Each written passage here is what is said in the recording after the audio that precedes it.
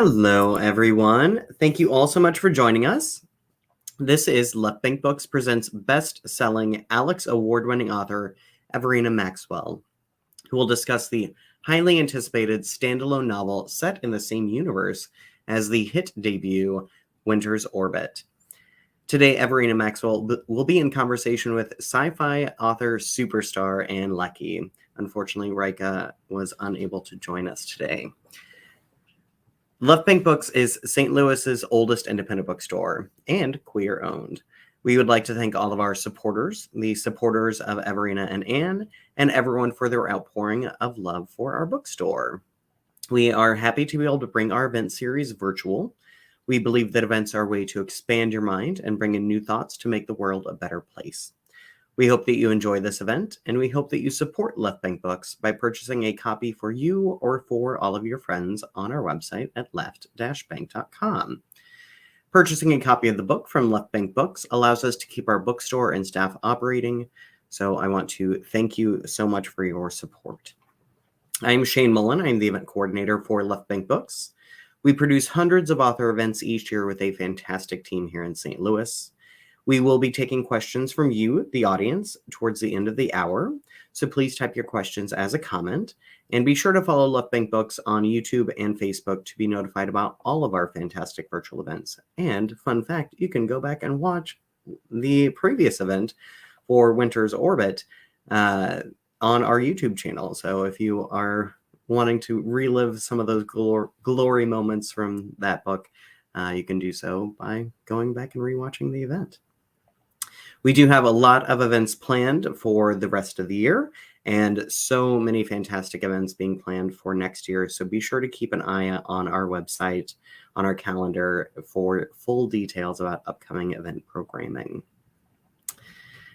Ocean's Echo is a standalone space adventure about a bond that will change the fate of worlds, set in the same universe as Everina Maxwell's hit debut Winter's Orbit. In a book list starred review, they say, Maxwell's latest is queer, romantic sci-fi and a truly original story. It is also a triumphant return to the same universe as her best-selling debut, Winter's Orbit, though this novel stands alone. Writing fantastically memorable characters, Maxwell masterfully draws out a rich and complicated story which explores military incursions, familial ties, and the impact of secrets revealed. And now about our speakers. Everina Maxwell is the author of Winter's Orbit. She lives and works in Yorkshire, where she collects books and kills houseplants. Also, Anne Leckie is the author of the Hugo, Nebula, Arthur C. Clarke, and British science fiction award-winning novel Ancillary Justice. She has worked as a waitress, a receptionist, a rodman on a land surveying crew, and a recording engineer, and she lives here in St. Louis, Missouri. And now, without further ado, if you would please all help me in welcoming our fantastic guests for the day. It is wherever you are. It might be day, it might be evening, but help me welcome our fantastic guests, Anne Leckie and Everina Maxwell. Hello. Hello. It's so good to be here. It's so good to see you again, Everina, because we were together last time when Winter's Orbit came out. It is fantastic to be back. I was saying that was last time we did this event at Left Bank Books. It was my very, very first event ever, and I was a nervous wreck. And I am slightly more sanguine about things. I will say, vis-a-vis my bio as well, that last time I joined you with 6 houseplants, and now I have 2. So I'm living up to my biography. Next year, now I'm tempted to ask what kinds of houseplants you have. Well, the 2 that are left are aloes, because it's very, very difficult to kill aloes. Is it? I kill aloes left and right. I started leveling up my plant game with spider plants. Okay, right. That's maybe when these have gone. The next one will be spider plants. Yes, I am aspirational with plants, and I have the aspiration to keep them alive.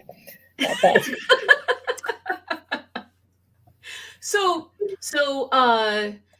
let's see. The best place to start is so do you want to tell everybody? Do you think everybody knows what the new book is about, or do you want a copy here? Yeah, so the new book for people who have not seen excuse me. For people who have not seen the blurb around, the new book is Ocean's Echo. So people who have read Winter's Orbit, this is in the same universe, but it is on the opposite side of the galaxy, and it has a completely different cast of characters. There's no overlap in this one, though who knows in future.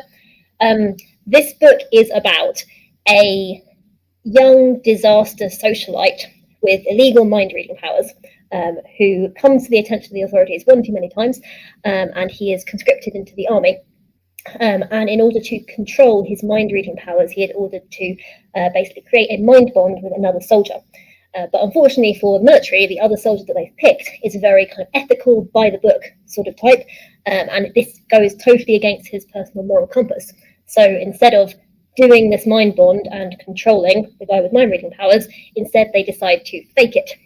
And the rest of it is history. The rest of it is a very, very slow burn romance, while in the background there are wars, there are politics, there are conspiracies, and they are right in the middle of all of these. But they are also trying to fake this mind bond, and the rest of it is about this kind of intimacy that's growing between them while they are forced together through all of these events. So that is Ocean's Echo.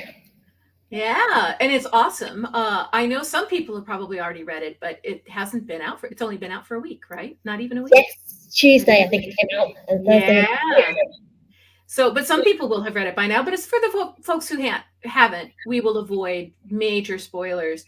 But so fake dating. We were talking before about tropes. Before we came on the air, and I had said that I was a sucker for a good arranged marriage plot, as I am, but fake dating is also very good. And so this one is kind of using those tropes, right? Were you like gleefully going, all right, I'm going right on into the tropes, or were you like, how can I twist this around? What was your feeling about using those? I think I got about halfway into the book before I realised I was writing fake dating. So I think I got to the point where I decided to fake it, and I was like, why does this feel familiar? And I was like, there is a one-to-one mapping between what I am doing here and fake dating. And the reason for that is, of course, you are trying to sell this very, very intimate relationship that you are not actually in. And the reasons, and because this is soul bonding in like a military context, and because it's about controlling someone who's got illegal mind powers, the stakes are much, much, much higher. Because like it is not just who you're in a romantic relationship with; it is like a huge part of autonomy over your life.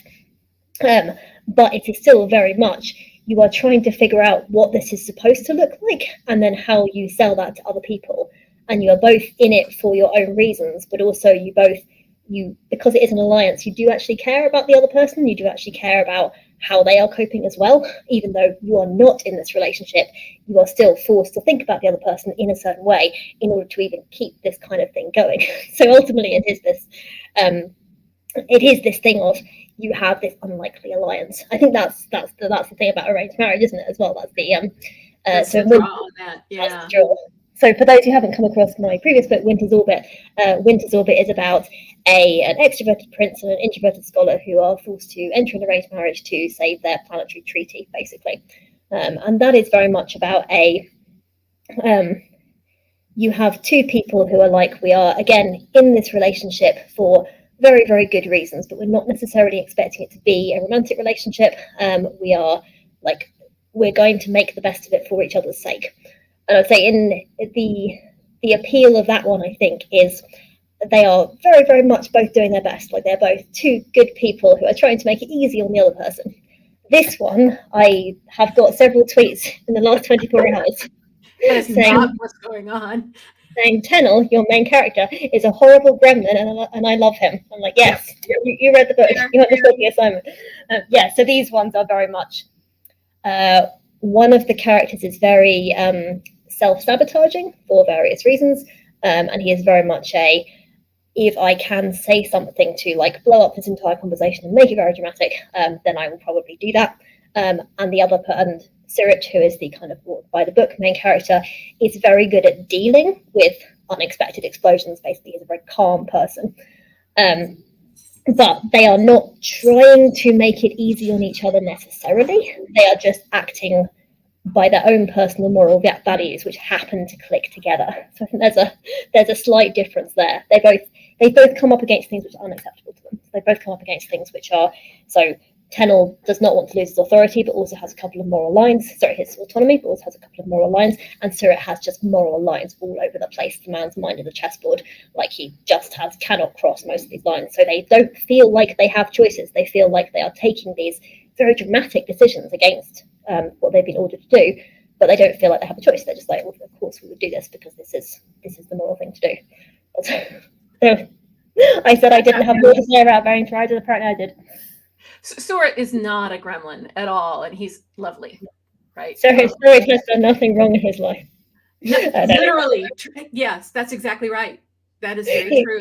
He's trying really hard to have done nothing wrong in his life. Yes. Tennell is in fact a gremlin. There is absolutely. Yeah. Yep.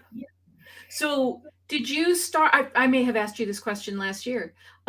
You started out writing a lot of fanfic, yeah? Yeah, absolutely. So sometimes people ask me, like, are you like a big name fan on AM3? And I'm like, no, I'm not like a major fanfic author, but I have written a bunch of fanfic because there are, hundreds of thousands of us who consume media and then react to that in ways which we then process through our creative media, which is obviously for us writing. And the interesting thing for me is fanfic is what taught me about character and what taught me about romance. So I started writing out when I was a teenager. I started doing NaNoWriMo, which I think I've mentioned before, back in when it was in like its 6th year or something. It had like sort of blown up, but it hadn't like hugely blown up, but it was still like very popular at that time. And at that point I was writing basically YA books because I was a teenager and I was writing about other teenagers, and I was writing adventures and I was writing magic, and I was writing one particular book where there was a 16-year-old who broke out of school and then broke out of prison and then broke out of another prison and broke out of another prison. I think I have forgotten any plot beat existed except for prison breaks. And so I just did it over and over again. It's legit. It's legit. Yep. I mean, now it's like an interesting piece of metafiction. Back then, I didn't know what to do with it. But I wasn't very good at character, and especially I wasn't very good at interaction between characters. So it was like, here's one main character, and we don't care about anybody else. And I was very bad at romance. Like, I thought of myself as absolutely someone who would never write romance. And at that point, I started to say, well, actually, I would quite like to write romance. So how do I write romance? And that's the point where fanfic and fandom really, really helped, because there were, especially at that point, that was the easiest place to find queer romances, right? It has changed, obviously. It has massively changed over the last few years, and that's fantastic. It's wonderful. But back then, fanfic queer romances were only a click away, whereas it could be quite difficult to find queer romances in mainstream publishing. Not they weren't there, of course they were there.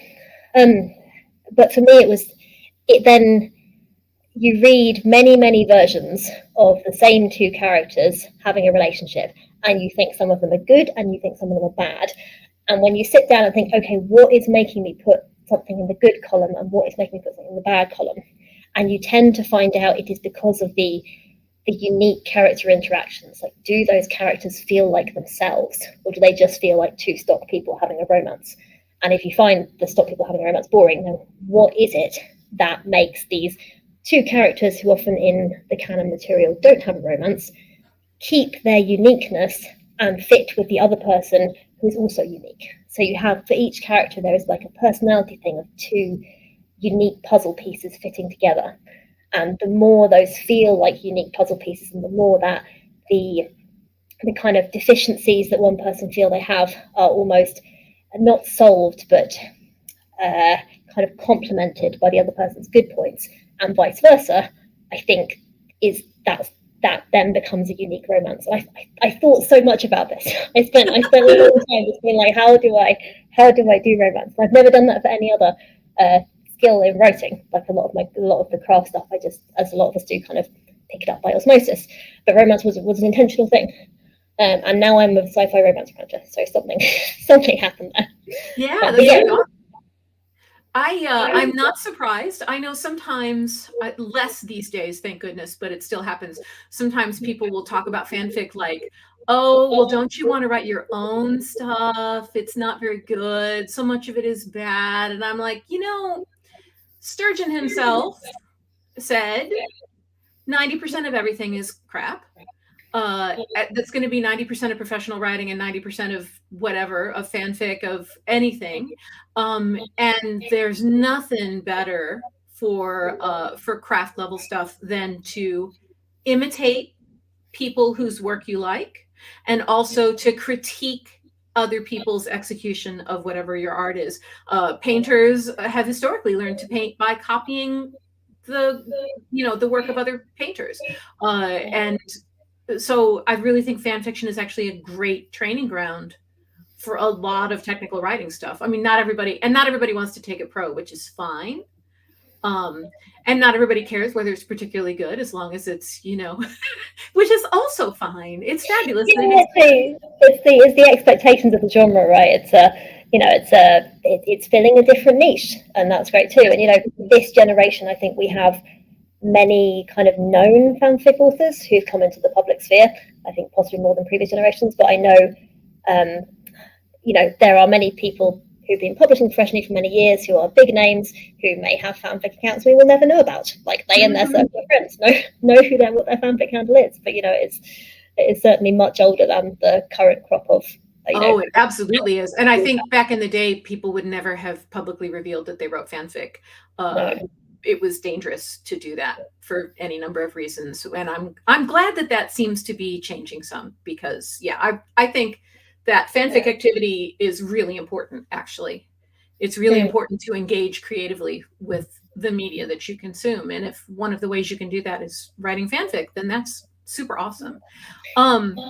So I have to admit that I'm not a romance reader as such, right? And so if I'm going to read a romance, I also need like a historical setting or sci-fi, and I need a certain balance of the romance, because otherwise, for me, that romance plot in and of itself isn't going to draw me in very well.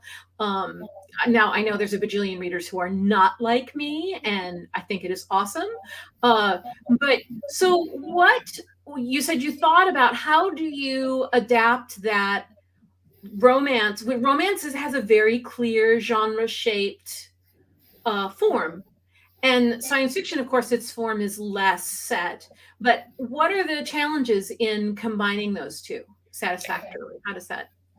Yeah, this is a really interesting kind of, I think, craft point in a way. And so first, let me say I'm in the middle of the sci-fi romance genre so much that romance readers read it and say, why is there so much sci-fi in it? Sci-fi readers read it and say, why is there so much romance in it? Which is how I know I'm in the right place. Both sides complaining, you're in the right place. I think it's exactly the right amount of both, quite frankly. But yeah, I'll take that. So the very, as you said, romance has a clear structure, and that structure is not violated in either of these two books. So Winter's Orbit and Ocean's Echo do not violate particularly the fundamental rule of romance, which is it must have a happy ending where the characters get together.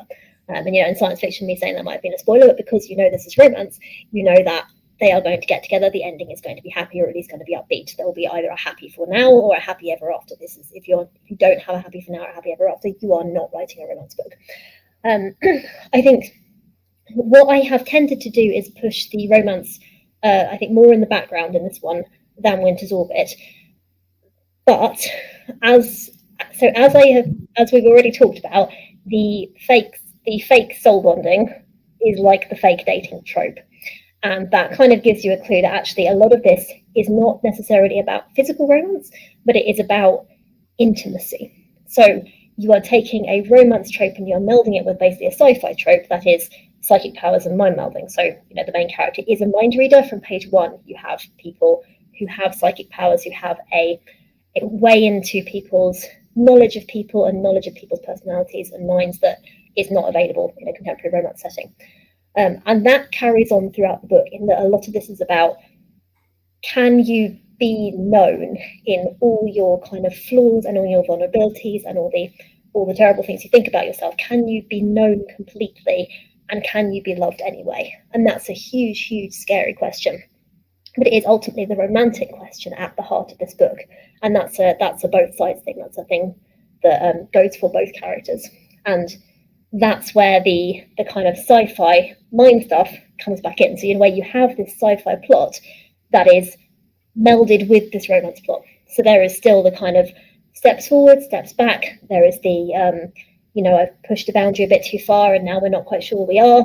There is the, what do other people think of a relationship? There is the, do we even want to be in a relationship?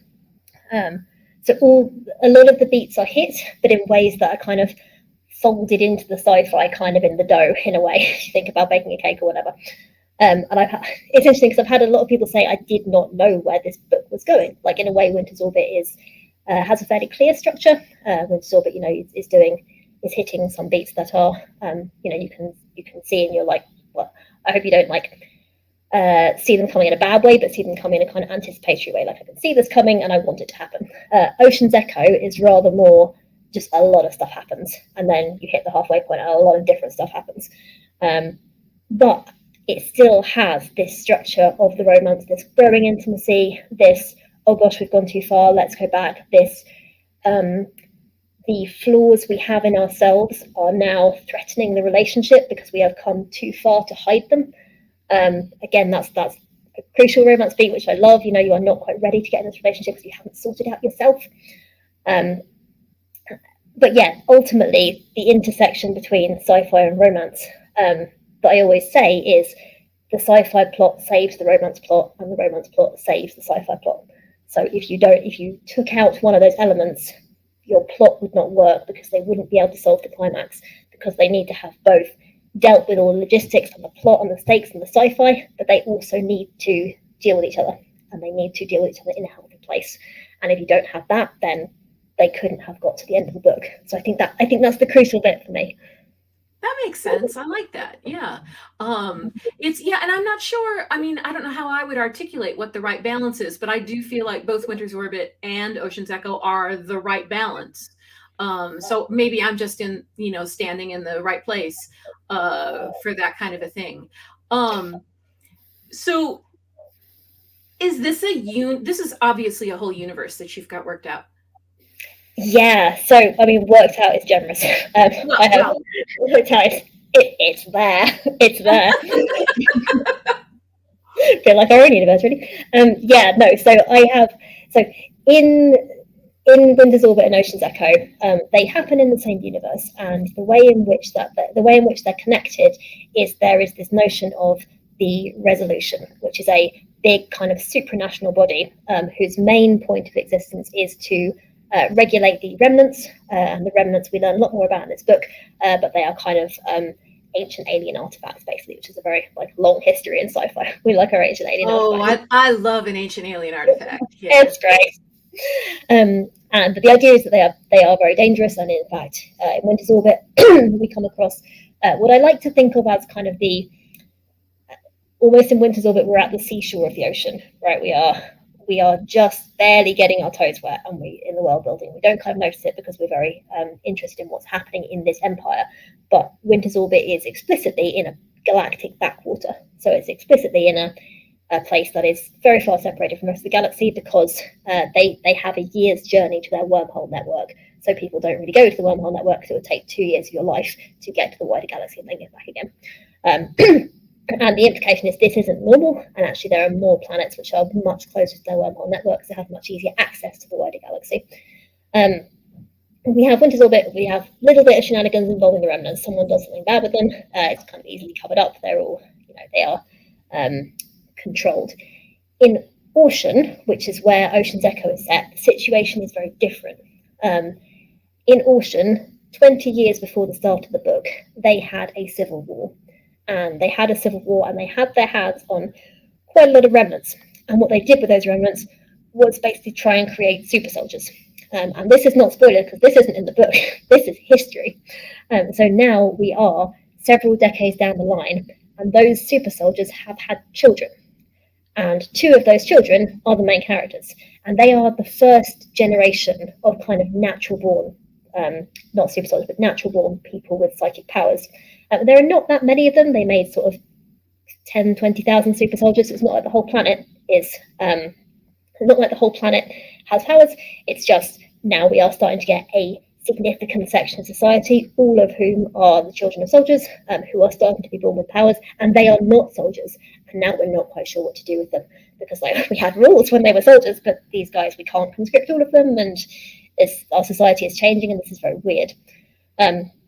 So they were made with the remnants, and the remnants come across more and more in as we go through the story, we learn a bit more about them. But the implication is, and here's a running theme, that again, we are only at the seashore of the ocean. So there are planets mentioned in both books that I won't go into because spoilers and also haven't worked them entirely out, but that have much, much more heavy use of the remnants, that are much bigger, that are kind of mega societies rather than kind of 1, 2, 3, 7 planet systems. They have, hundreds of planets. And the idea is that their political arena is this supranational body called the Resolution. And the Resolution controls remnants and basically stops planets going to war by saying, if you are outside the Resolution, you are fair game, but if you are inside, you are not. So there is this enormous motivation to be part of the Resolution. In Winter's Orbit and Ocean's Echo, we see the Resolution as kind of a force of nature, basically, or like a governing body beyond control. But of course, there are people in it, and there are powers in it that are wrestling for control. But we don't really see any of that in these books. But that is the only binding factor between this universe. So you have wormholes, you have remnants, and you have the Resolution. Beyond that, it is a big sandbox, which you could pick a minor planet and write pretty much any kind of story in it. And I really enjoy that. And the best kind of science fictional universe. Absolutely. Yeah. But I think it is, there's a long history of this kind of universe, right? And I think my initial influence was probably Lewin Master Bridgold, who's writing pretty much exactly that kind of universe, the kind where you have this kind of infinite planets. And also Anne McCaffrey in some of her series was writing that kind of universe. And then probably Ancillary Justice is not a million miles from that kind of universe. And it's not a million miles from that. And I'm a little older, so I came out of reading like Andre Norton, very much that kind of universe. CJ Cherry, to some extent, that kind of universe. And so that was the kind of thing that I was used to reading. And that's just super fun, right? I mean, I know there are writers who they do a thing where they build a whole new thing every time, and a whole new substructure, and that's fine. That's great. I respect that, right? But it's nice to already have a substructure, and then something you can just go, oh, I want to do this cool thing. I'll put it over here, right? Yeah. Do you have stuff in your head that hasn't been put on the page, or is it that you're kind of reaching into the sandbox and saying, okay, something new here? It can be both. It really depends. There's a fair amount of stuff that hasn't made it onto the page, but when I'm ready to do a new book, then I'm like, oh, well, I look at the toys I've already got, and then I go, oh, I want to go shopping for some new toys too. And then, but the nice thing is the world is so big that I can pretty much do anything I want, because you get far enough away, all bets are off. The culture is going to be totally different if you want it to be, right? Absolutely. And I think that's what I really like about that kind of universe, is that we may not meet the main characters that we liked from previous books, but we might. That's the I really like that sensation of, and I think Tamora Pierce did it as well, in that she had two on the fantasy side, and that she had two massive universes, but the same characters were in those universes. They don't pop up in every book, but you can be like, oh, we're in this country, but I know that somewhere over there, like the other side of the ocean, these people are also living their lives. It was like, yay, my favorite. Yeah. Well, and that's a thing where romance can be very different from sci-fi, which is a romance trilogy, which is not uncommon. It's going to have different main characters every time. And very often now this isn't the case for your two books, but very often in a romance trilogy, you'll meet all of the characters who will eventually be main characters in the first book.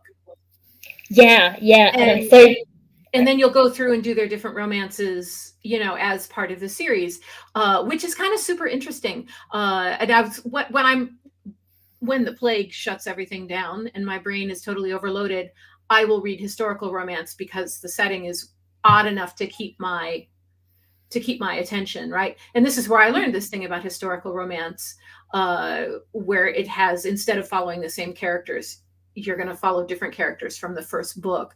But you're not doing that. You're doing a more science fiction-y kind of thing where you're just completely changing locales and doing standalones in your fabulous universe. Yeah. Yeah, it's an interesting one. I haven't. So this is the traditional romance structure, of course. So moving from a series with main characters to a sort of series that switches main characters was, in one way, a weird thing for me to be doing, because I distinctly remember not thinking of myself as a romance reader, because I couldn't think of myself as a sci-fi fantasy reader, and coming across someone who did read romance in a discussion on a blog post saying, "Oh yeah, I think of romance characters as like I need new ones for the next book, because once I've done one book with them, like they're used up." Like that was a phrasing that this post used, and I remember thinking, I was so totally alien to my point of view. But I can see it in that they've had their happy ending, their personal problems have been resolved, therefore they don't have the same kind of personal problems for the next book, so you couldn't write the next book. I don't necessarily, I do prefer series characters. I like characters who continue through the series. I now understand a bit more of that, because for me to write a book, I'm not very prolific, I'm not very fast, but I have to have characters who I think are absolutely fascinating to me, and how they interact is absolutely fascinating. And that's not something I come up with very fast. Like that's, I started writing Ocean's Echo 2017, 2018. It's been a long, this one's been a long one. But so these characters can't, not on a 6-month schedule. So I enormously admire people who can introduce a book, write side characters, and then give those side characters their own romances. So for me, I'd be like, well, I haven't set up these side characters with like the most important problem possible, which is the only launching pad I can do for a romance. They have to have a fascinating problem that I really, really want to dig into. I can't just give them any problem. So I think that's why I won't necessarily be doing the romance structure of the side character now gets a romance, because to me the side characters fulfill a totally different role in a book in a way. I tell you who's done this very interestingly is Freya Mask, whose book A Restless Truth is out same time as mine. Yeah, indeed it is, and I enjoyed it. Yeah, that's one of the things that I will read books like that. Yeah, right. Yeah, because she's got a lot of plot. Like that's yeah. And that's and it's got a good plot, and it's got the setting, and and those are the kinds of romance books that I can really enjoy, and I'm noticing that when I read those, then I'm like, oh, you've got the different characters. And I understand if you're writing in that specific genre, as we said earlier, that genre has a specific shape and a specific character path, and once your characters have finished that, the only way to have them do it again is to like kill somebody off or get them divorced or whatever. And that's a bummer. Yeah. And so if you want to continue, then you bring your other folks in, later as, but that's not required for science fiction and fantasy. And it's not part of our, as science fiction and fantasy writers, it's not part of our DNA to think about plots that way. No, I think there is definitely an interesting overlap in this whole thing of what do you do with a series character. And so people have asked me, will they write a sequel to Winter's Orbit? Maybe if I can think of a compelling character arc that's not, as you said, breaking them up or killing someone off, because like you don't want to kind of inject. Don't break them up. They're too cute. Do not break them up. I'm not going to write them up. But obviously in the first one, one of the main characters, Jonan, has a very strong internal development arc, and to a certain extent Kiam does as well. And it's the question of, now they've come through that, what is the next internal development arc? But I do think there is mileage in this idea that actually you're doing 2 arcs at once, which is maybe a little bit tricky, but a series character will also do the same thing. So one of my favourite series characters is Captain Sam Vimes from the Discord series by Terry Pratchett. And it's really, really interesting to look at Vimes's arc through all of his books, because he has a very, very clear arc and progression. Other series characters in Discord, like Brandy Weatherlax, have a much more kind of, I'd say all over the place, like it's a bad thing. It's not a bad thing, but they are doing sort of more nuanced things, whereas Vimes is very clearly coming from like alcoholic in the gutter to what a family man who is like quite happy with himself, so has worked out quite a lot of things. And it's really interesting to see what he does in every single book. So at first he's becoming like happy with the idea of being alive, and then he's becoming kind of happy with his role in his job, and then he's becoming like comfortable with the idea of like possibly being in love with someone and possibly not being the worst thing that's ever happened to someone. So I think it must be possible to do romance this way. And I know that there have been long-running romantic series with the main characters in fantasy romance. I think Wyman and Griffin is one of them. But yeah, I just think it's maybe more difficult because you try to do it 3 ways at once. So 2 different characters, plus their relationship, all have to make a major change during the course of the book. And that's more difficult than a single character. But I think it's possible. I'll come back to you and work out how to do it. Yeah, absolutely. So we have a note from, do we want to answer questions? Do you want to answer questions? We can answer questions. I'm just checking with you. It's your party. Yeah, absolutely. Shall we answer some questions? And then if we get through all the questions, we can go back to talking. Yeah. We have many things to say. Okay. So yeah, really incredible conversation. And I'm so happy to be back in this world. Like, I loved Winter's Orbit so much.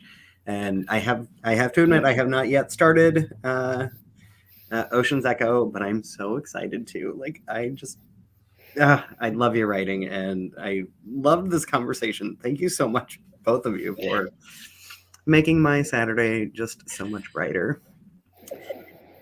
So we have a couple of questions from the audience. So Sarah is asking for Everina to pronounce Tennel and Surrett. Oh, yep, that's right. They are Tennel and Surrett. I always think my characterization names are obvious, and then people pronounce them different ways. I'm like, wait. Is it Tennelhin or Tennelin or Tennelhin or Tennelhin? So it's kind of an E sound, but it's not stressed, so it kind of gets swallowed. Tennelhin. Okay. Tennelhin. All right. I was wondering about that. I should have put a pronunciation guide in. It's weird. Editors tend to ask you to put pronunciation guides in for fantasy, but not for sci-fi. I do not know why. Yeah. Thruder is asking, Everina, are you planning on writing other books in the same universe? I absolutely love the universe, and I need more stories there. Yeah, so I do hope so. I like what they, obviously what they will be. I can't commit to that. But I think, as we've been talking about, the joy of this kind of universe is that you have this sandbox and you have some areas defined, but you have that those kind of blank spaces that you can fill in. And I do like being in the universe and knowing that I could go back and pull out a character I've met before. If there is a plausible way for them to get there and have them appear, I really like that. So hopefully, yes. Do you think, my question is, do you think that you will, in this same universe, continue to do the romance sci-fi, or do you think maybe like one of the books will be mystery sci-fi or like epic war sci-fi? Like, that's a great question. So I think I'm definitely open to writing something that's not a romance. I do tend to have so I really like writing 2 characters who interact in very kind of intense and complicated ways, and it's in a way not surprising that I did end up at romance, because even when I was writing sort of non-romance like for practice, that's what was happening. So it's possible that I will try and write a mystery and end up with a romance, or try and write an epic war and be like, oh no, they're kissing. Oh no. I wrote a whole novel which will never see the light of day, and I sent it to my friend, and she read the whole thing, and then she came back and said, I've written the kissing scene for you, stick it on the end. It made total sense. Possibly, who knows. Sarah is asking, are Surrett and Tennel and Keem and Janan intentionally written to be neurodivergent? This is a really good question. I think the top line answer is no, but I'd like to go into it a little bit. Excuse me. So obviously there is a lot of oneself in all of one's characters, and it's interesting to me that I have had this question from several sources, both about Winter's Orbit and about Ocean's Echo. My strong feeling is that if people see representation in stories and that is important, and then that is absolutely valid, and has always been valid. Equally, I don't want to speak for writers who are neurodivergent, and who are going to be writing better and more accurate representation. Equally, like, a lot of myself is in these characters, and like, certainly when people point out traits that I have put in characters because they are myself, and people say, oh, you know, that's, you know, that feels very familiar to me, and I'm neurodivergent. I don't like, that's a great thing. I don't know how to process that, like, for myself. I'm not a person who examines myself very much. I just sort of skate by. Should go to therapy, never will. But like, that's a very interesting thing for me to see. I don't have a kind of conclusion from that. I don't have a next step from that. I am just noting that and putting it on the table as part of this conversation. But ultimately, I think, you know, if you are seeing things that resonate with you, that is great, and that is very valuable, and I absolutely don't want to stand in the way of that in any way. I think that's all the questions that are in here, but Sarah also had a comment about Lois McMaster Bujoled, thank you. Okay. Giving an interesting address a while back on combining romance and sci-fi fantasy. So I might have to hunt that I'm down. glad you gave that pronunciation, Anne. I have been saying that name so many times. I have never met her. I have never heard the name say out loud. I could have been saying it completely wrong the entire time. Apologies to Ms. Bujoled. I was fortunate enough to meet her once, and she's lovely, as you could expect. So.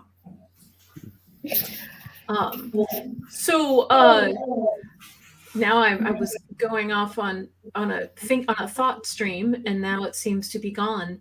I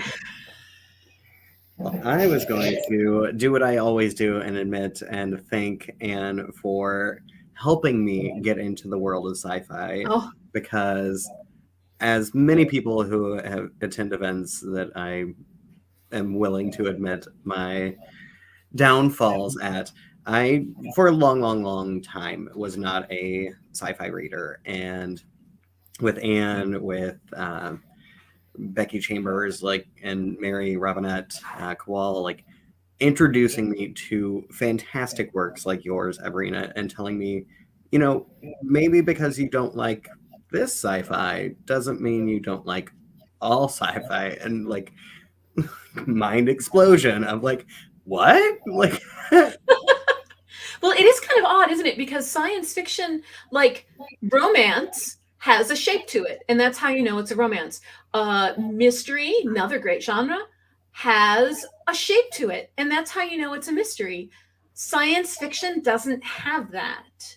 And so we could have a long talk about whether science fiction is a single genre or a smush up of a bunch of different genres, with a sort of a flavor filter put over them. That's not, there are people who are going to be very angry with me for saying that, but at any rate, if you're used to defining your genre by your plot shape, and you read one of something and you go, that plot shape didn't do anything for me, it's mostly reasonable to say, well, this isn't my genre, right? I don't enjoy this. But science fiction is huge. It's huge. There's like something for everybody. There's every kind of story in science fiction. It's really just, it's amazing. Yeah. So I am so glad that you are getting to enjoy it. It's just, I remember what I wanted to think.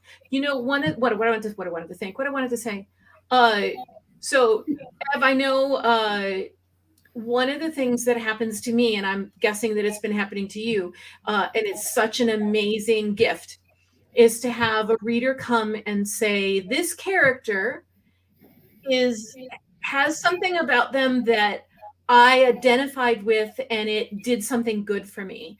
And it's such an amazing thing to hear. And like 9 times out of 10, I'm like, really? Did I do that? I have no idea I did that. But I'm so glad, because it's amazing to have you say that. So I'm guessing you've had readers come to you and say things like that. Yeah. And say, this has really helped me with something.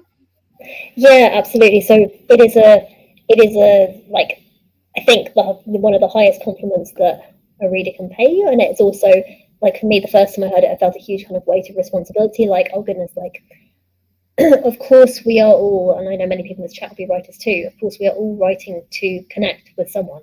When we do that, it's amazing, and it's also a little bit terrifying because there are certainly books that have kind of uplifted me and said really important things to me, and there are books that I've sort of thrown across the room because I started to connect, and then something happened where I was like, oh no, now it's broken.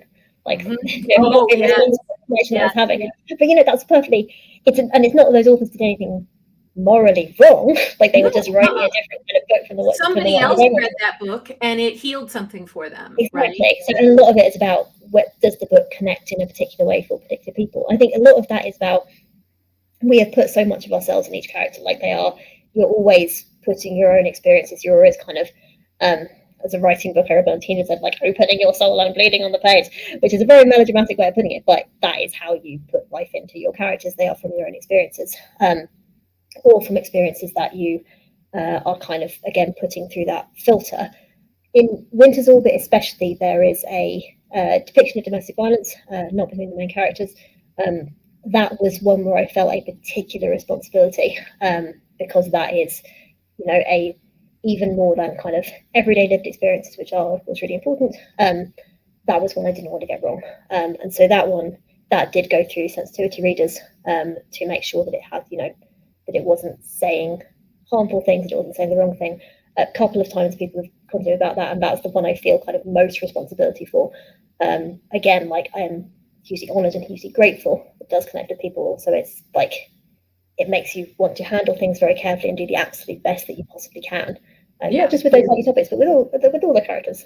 But it is wonderful. It is wonderful when a reader says, it's like a reader comes up to you and hands you like this amazing treasure when they say something like that. And, and all you can do is say, oh, thank you. I'm so glad that I could help or whatever. And you're like, and I can't even express to you how amazing. And you're right. It is terrifying because then you sit down to write your next book and you're like, oh my God. What? Here's the thing, like by the time the reader tells you that, you feel quite distant from the book because the book has been through 18 months of edits and you spent 18 months writing it before that. But actually you did, so you're not feeling exactly the same emotion in that moment, but you did feel exactly that emotion 3 years ago when you were writing the first draft, when you were sitting there with nobody else in the room and just you and the blank page and saying, oh God, I think they would feel this, and I'm having a feeling about it, and like I'm pulling it out of myself. And at that point, you're not connecting with the reader. So it's so wonderful that 3 years later, that somebody connects. Connection time, basically. Yeah. Writing is time travel. It really is. It's really amazing. And when you daydream about writing, you say, oh, it'll be so wonderful, and people read my book, and you're writing so somebody else will read it. Usually, that's why you put it up on AO3 or why you send it to a publisher. And then what happens when somebody else reads it is just like, whoa, I didn't expect that. Both the good and the bad, which we were briefly talking about before, which it can be, that's part of why it can be so difficult, for an author to handle that. But it's amazing. And I'm really glad that you've had that. When you said that about readers asking if characters were meant to be neuroatypical, I was like, oh, I bet Ev has had that experience. Yeah, I have had that experience. Yeah, and it is a huge honor when people see themselves in your characters. It really is. I think of course, then there's the much less the much more black and white thing of, oh, your characters are queer, because my characters are just they are very queer. They are like the whole society is very, very like queer, normal, queer accepting. And so that one also feels really, really good because, of course, I've written, like, a lot of thought has gone into that as well. So when people say, oh, I found that really interesting, I would like to live in that world. Again, I always feel the need to caveat this. Many people would not like to live in the gender system of Winter's Orbit and Ocean's Echo because it's still a gender system, and that's totally, totally valid. Yeah. I would like to go there for a visit. I think it could be fun. Oh, it would be a lovely place to visit. And also, just because you wrote it and you would like to go for a visit doesn't mean it's going to be perfect. No, I don't think there's a single gender system that's going to be perfect. There's always going to be someone who doesn't fit in somehow. Because categories are fake. I mean, they're real, but they're fake. And if you draw lines somewhere, somebody's going to get, there's no system that's going to take into account for everything. I think there's two really interesting points here. I think the first is gender systems are about putting people in boxes. Yeah. And some people like boxes and some people do not like boxes. And that's even before we have started having this huge argument about what goes in all the boxes. I think the only categorical thing you can say about gender system is that the one we have lived with for thousands of years has hurt many people in many ways. And it is a very complicated area that everyone has very different feelings about. And even those of us who are all like, all kind of trying to pull in the same direction and say, okay, gender system has harmed people. How do we lessen that harm going forward? All have very different end utopias in a way. There is no single utopia. There's only a utopia for a single person. I think it is also really interesting about the whole queer norm wave in the last few years that we have said, okay, what if there wasn't homophobia, but there was still war? Like we have very much been like, this one thing changes, but we still have capitalism, we still have systems of state. Like we have only changed this one thing, and I think that's interesting. Of course, there is genuine utopian writing, but I couldn't name check any of it because utopias are hard. And of course, Butler, Le Guin, people are writing much more kind of take a step back and, okay, what if everything was completely different? But there are also a bunch of us who are like, actually, we know this is all fake. We know we are writing about made up stuff. Actually, we enjoyed reading like Boudelaire or Seurat or whatever, but what if it was queer?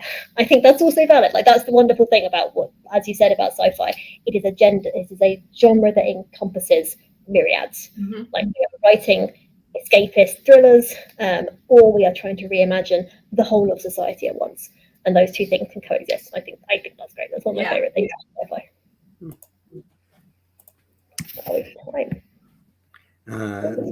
I just shared the link for the conversation from last year with Becky Good. involved.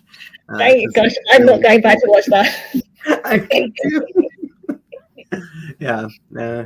It's always kind of weird watching yourself anyway. Occasionally I've, stumbled across or had somebody play in my presence, some interview or a conversation thing, and I'd be like, who is that strange woman? And oh my gosh, oh no. Yeah, I'm just looking at myself and going, who are they and why are they talking? Yeah, no, it is it is. I always enjoy talking about the book because it puts things into a very different perspective. And I'm sure you've found this before. You end up trying to think about the book as an entire piece of literature that is in conversation with other things in its genre, as opposed to what it was when you were writing it, which was like a huge mess of pages that nobody else. And one sentence that wouldn't come right. Yeah. I think it was Stephen King that likened writing a novel to crossing the Atlantic in a rowboat. Like it is, you are just totally isolated against all the winds and the waves, and that is just how you're doing it. Yep, I've also heard driving down the highway with nothing but your headlights, and you can only see the strip of road that's 12 feet in front of you, and then the next 12 feet, and then the next 12 feet, and it's a lot like that. And that is enough for it. Although there are some magical people who have entire plot outlines before they start. Are you one of those? No, good no, I am not. I did write an outline for the most recent book, but it wasn't really an outline. It was just this happens and that happens and they explode and then they save this and then it's over. I mean, it wasn't like, but I have friends who are fabulous who write out chapter by chapter. In this chapter, they kidnap the magic frog. In this chapter, the dragon comes down and tries to save the magic. I'm like, what? How do you even know? How do you even know until you've written the chapter? And the infuriating thing is these people tend to be much faster. So you're sort of watching them much faster. Like, but I know what's going to happen. It's easier. Oh my gosh. Well, I have to, for Raven Tower, much easier because I stole a plot from Bill Shakespeare. And so when I got stuck, I would be like, all right, so what did Bill Shakespeare do? Yeah. Oh, all right, we'll go there. And that made it much faster and easier, right? And I was like, boy, it would be nice to be able to outline. Yeah, no, I totally can't outline. Here's the thing about Raven Tower. I'm not admitting this anywhere else, but I've never read Hamlet, so I didn't know what was going to happen in Raven Tower. Oh my goodness, you had I guess I just assumed that everybody's read Hamlet. I think everybody apart from me, I think everyone apart from me has. So I think that was a very reasonable assumption. Since we're doing Shame. this, I also have not read Hamlet. I've read like probably 20. Like I can't even. I don't even know how many Shakespearean plays I've read. But I Because took they make you read them in classes school. on Shakespeare, and somehow got through an entire English degree, and No Hamlet. not read Hamlet. I think Yeah, I read the English Hamlet in degree high part is school. impressive. I read Hamlet in high school, and then I took a Shakespeare course in college and read Hamlet again. Like, But me and Shane have just read Raven Tower, so that's our connection to the original play. Well, y'all should totally like watch a production of Hamlet, or some of them can be pretty. And be like, they stole the plot from Raven Tower. There you go. There you go. While we're on the subject, but I haven't actually read Hamlet, so there's a goal before next year. Shane will have read Hamlet. yes. Well, on the subject of Shakespeare plays which have been turned into SFF books, I'm just going to briefly plug this book, which is coming out next week, which is The Stars Undying by Emery Robin, coming out in 3 days. I have a copy actually. of that. I have a copy of that. Is it good?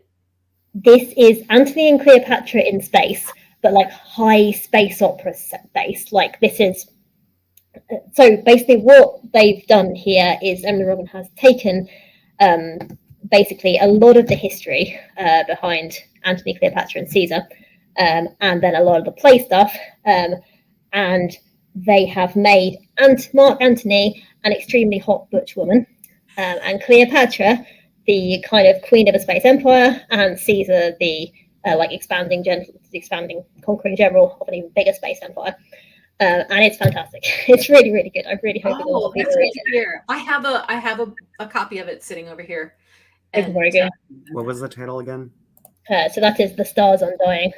And interestingly, this one is very, very faithful to the history, and in some points the play. I think again, haven't read the play. This is really embarrassing how much Shakespeare I've not read. But it's very right to the history in that if you know the history, you will start like spotting people, like very, very minor people, and being like, oh hey, I found Cicero. It's great. It's great fun. But they are also kind of rooted in this world building that they have done of this of these kind of intersecting space empires.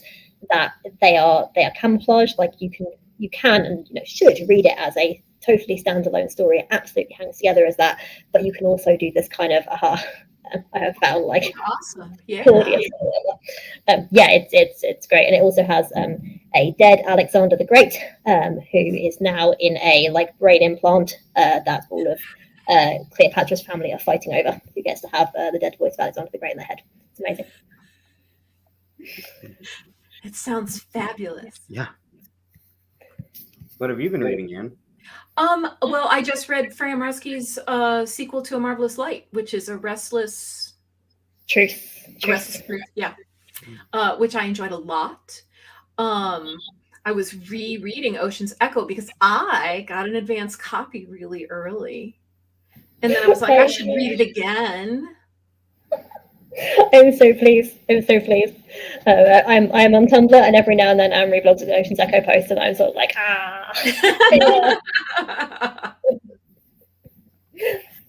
And then I'm reading some nonfiction because I am still under contract for another book, and I really need to come up with a plot like soon.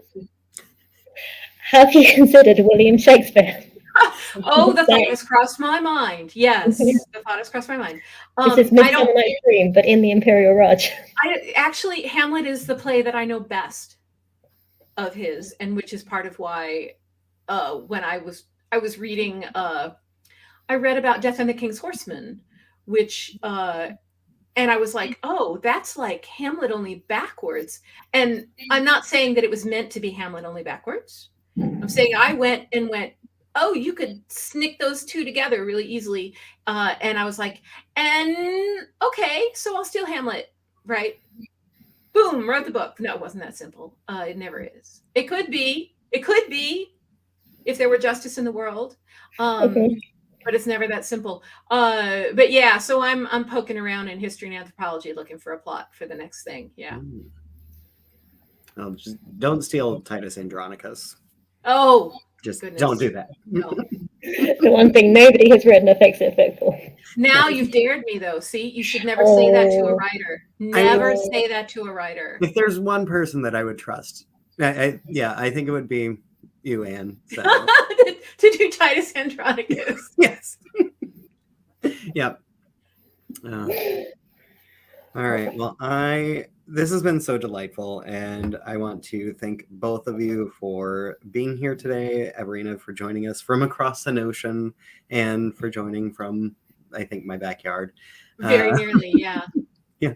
And I want to thank everyone who turned out to. Oh, Abby said I would totally raid Anne Leckie's version of Titus Andronicus. So I'm not alone. But I want to thank everyone who showed up today for the event and for submitting your questions and for supporting Left Wing Books. I've shared a link for how you can get Everina's books, how you can also get Anne's books, and Rika, who is unfortunately unable to join us today. All of the books from everyone are all on this page that I'm going to share again, and be thinking of like the holidays coming up and how Everina's series would make a delightful present for any person on your list. So, Like And I will say stars, lovely gift. it's really good. I'll say if you have my books and if you have Anne's books, please consider buying a different book and support indie bookstores. All right. Well, have a great rest of your day, everyone, and we will see you again next time. Thanks so much, everyone.